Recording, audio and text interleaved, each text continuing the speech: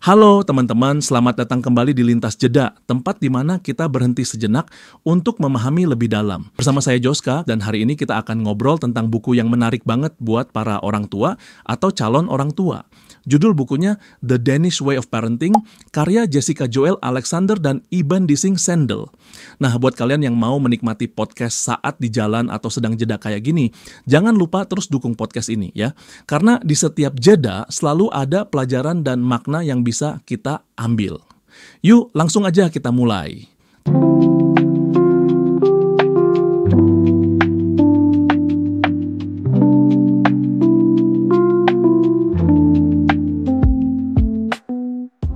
Teman-teman, pernah dengar nggak sih bahwa Denmark sering dinobatkan sebagai salah satu negara paling bahagia di dunia?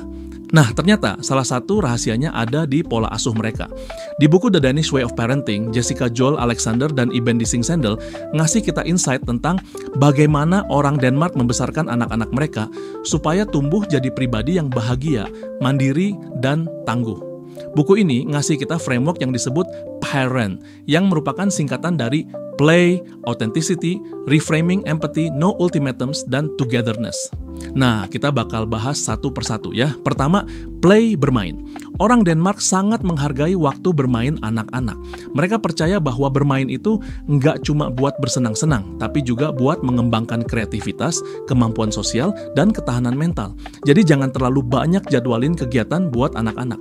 Biarkan mereka punya waktu bebas buat bermain dan mengeksplorasi dunia mereka sendiri. Kedua, authenticity, keaslian. Orang Denmark ngajarin anak-anak mereka buat jadi diri sendiri.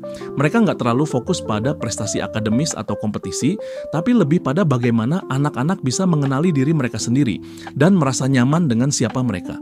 Jadi sebagai orang tua, kita harus mendukung anak-anak buat mengekspresikan diri mereka tanpa takut dihakimi.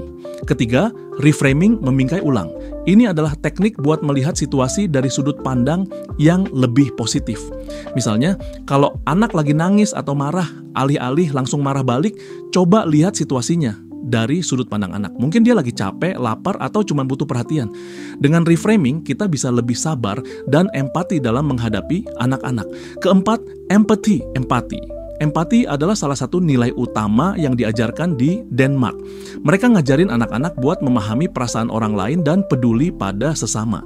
Misalnya, kalau ada teman yang sedih, ajak anak buat menghibur atau membantu. Dengan begitu, anak-anak belajar buat jadi pribadi yang peduli dan bertanggung jawab. Kelima, no ultimatums. Tanpa ultimatum.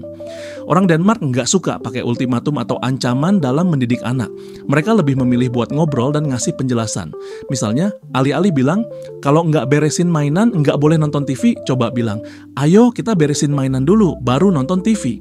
Dengan cara ini, anak-anak belajar buat bertanggung jawab tanpa merasa dipaksa. Keenam, togetherness, kebersamaan. Kebersamaan adalah hal yang sangat dihargai di Denmark. Mereka punya tradisi bernama hygge, yang artinya menciptakan suasana hangat dan nyaman bersama keluarga atau teman-teman. Misalnya, dengan makan malam bersama, ngobrol, atau main game. Dengan kebersamaan, anak-anak merasa dicintai dan didukung. Nah, teman-teman, itu dia pembahasan kita kali ini tentang The Danish Way of Parenting. Semoga insight-nya bisa bermanfaat buat kalian yang punya anak atau mungkin sedang mempersiapkan diri jadi orang tua.